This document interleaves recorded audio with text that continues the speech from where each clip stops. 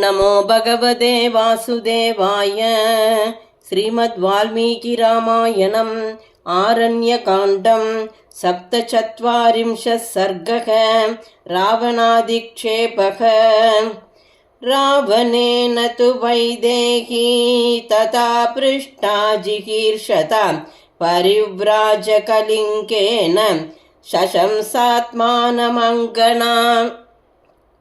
ब्राह्मणश्चादितिश्चायम् अनुक्तो हि शपेदमाम् इति ध्यात्वा मुहूर्तं तु सीतावचनमब्रवीन्। दुहिता जनकस्याहं मैथिलस्य महात्मनः सीता नाम्नास्मि भद्रं ते रामस्य महिषी प्रिया। उषित्वा 12 समाः इक्ष्वाकूणां निवेशने पुञ्जानामानुषान् भोगान् सर्वकामसमृद्धिनी। ततस्त्रयोदशे वर्षे राजा मन्त्रयत प्रभुः अभिषेचयितुं रामं समेतो राजमन्त्रिभिः।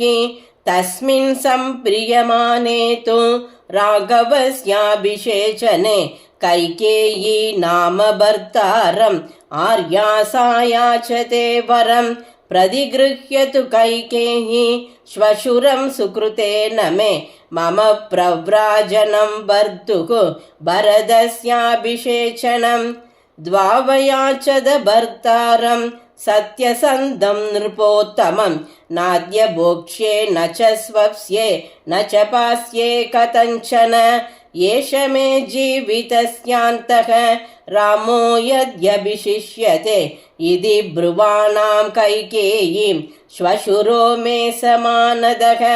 अयाचतार्थैरन्वर्थैः न च याज्ञां चकारसा मम भर्ता महातेजाः वयसा 25। 18 वर्षाणि मम जन्मनि गण्यते। रामेति प्रतितो लोके गुणवान् सत्यवान् शुचिः विशालाक्षो महाबाहुः सर्वभूतहिते रतः कामार्तस्तु महातेजाः पिता दशरथः स्वयं। कैकेय्या प्रियकामार्तं तं रामं नाभ्यषेचयत् अभिषेकाय तु पितुः समीपं राममागतं। कैकेयी मम भर्तारम् इत्युवाच धृतं वचः तव पित्रा समाज्ञप्तं ममेदं शृणु राघव। भरताय प्रदातव्यम् इदं राज्यमखण्डकं त्वया खलु वस्तव्यं। 9 वर्षाणि 5 च वने प्रव्रजकाकुस्थ पितरं मोचयानृतात् तदेद्युक्त्वा च तां रामः कैकेयीमकुतो भयः। चकार तद्वचस्तस्याः मम भर्ता दृढव्रतः दत्या न प्रतिगृह्णीयात् सत्यं ब्रूयान्न चानृतं। एतद्ब्राह्मण रामस्य व्रतं धृतमनुत्तमम्। तस्य भ्राता तु वैमात्रः लक्ष्मणो नाम वीर्यवान्। रामस्य पुरुषव्याघ्रः सहाय समरेरिह सभ्राता लक्ष्मणो नाम धर्मचारी दृढव्रतः। अन्वगच्छद्धनुष्पाणिः प्रव्रजन्तं मया सह जटितापसरूपेण मया सह सखानुजः।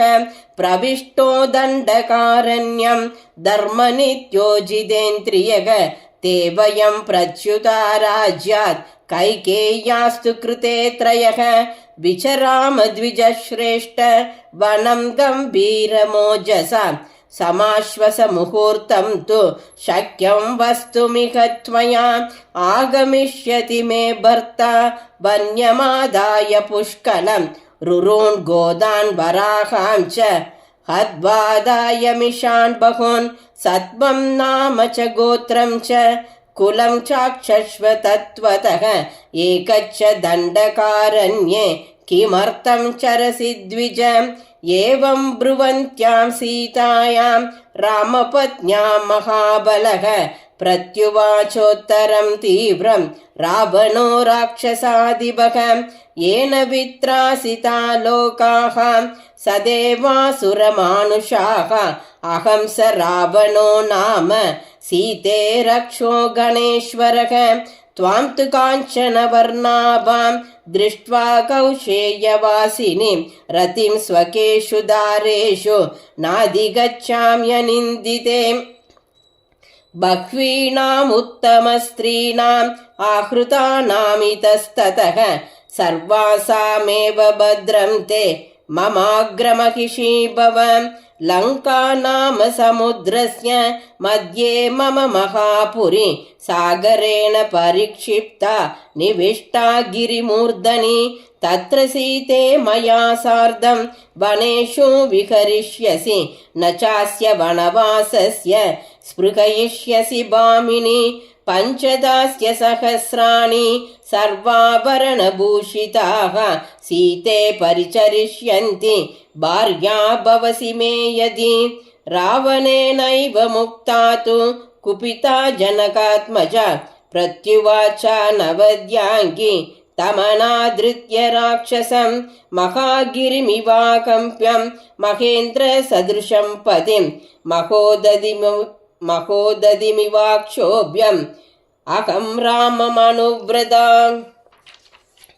सर्वलक्षणसम्पन्नं न्यक्रोधपरिमण्डलं सत्यसन्धं महाबाहम् अहं राममनुव्रता महाबाहुं महोरस्कं सिंहविक्रान्तगामिनं नृसिंहं सिंहसङ्काशम् अहं राममनुव्रता पूर्णचन्द्राननं रामं राजवक्सं जितेन्द्रियं पृथुकीर्तिं महात्मानम् अहं राममनुव्रता त्वं पुनर्जम्बुकः सिंहीं मामिच्छसि सुदुर्लभां नाहं शक्या त्वया स्प्रष्टुम् आदित्यस्य प्रभायता पादपान् काञ्चनान् नूनं बहून् पश्यसि मन्दभाग् राघवस्य प्रियां भार्यां यस्त्वमिच्छसि रावण क्षुदितस्य हि सिंहस्य मृगशत्रोस्तरस्विनः आशीविषस्य वदनात्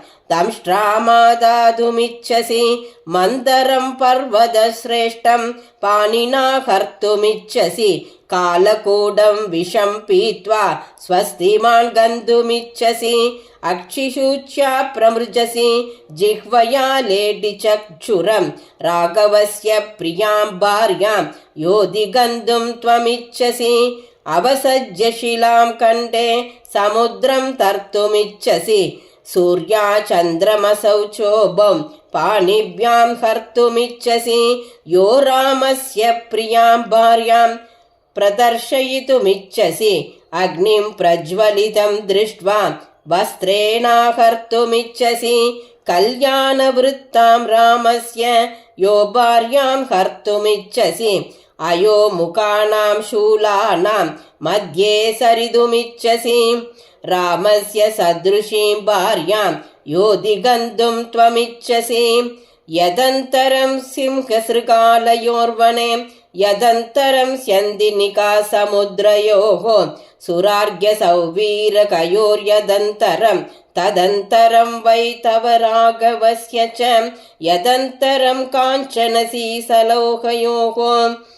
यदन्तरं चन्दनवारिपङ्कयोः यदन्तरं हस्तिपिडालयोर्वने तदन्तरं दाशरथेस्तवैव च यदन्तरं वायसवैनतेययोः यदन्तरं मद्कुमयूरयोरपि यदन्तरं सारसगृद्रयोर्वने तदन्तरं दाशरथेस्तवैव च तस्मिन् सहस्राक्षसमप्रभावे रामे स्थिते कार्मुकपानपान कृतापि तेऽहं न जरां गमिष्ये वज्रं यथामक्षिकयावगीर्णम् इतीव तद्वाक्यमदुष्टभावा सुदृष्टमुक्त्वा रजनीचरं तं गात्रप्रकम्बाद्यतिता बभूव वधोद्धता सा कदलीव तन्वीं तां वेपमानामुपलक्ष्य सीतां स रावणो मृत्युसमप्रभावः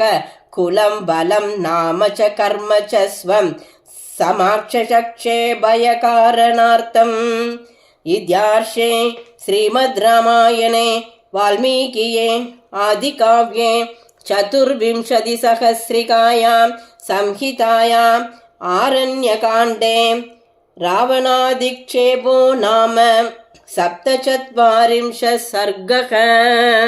श्रीदाशरथाय विद्महे सीतावल्लभाय धीमहि तन्नो राम प्रचोदयात्। जानकीकान्तस्मरणं जय जय राम राम।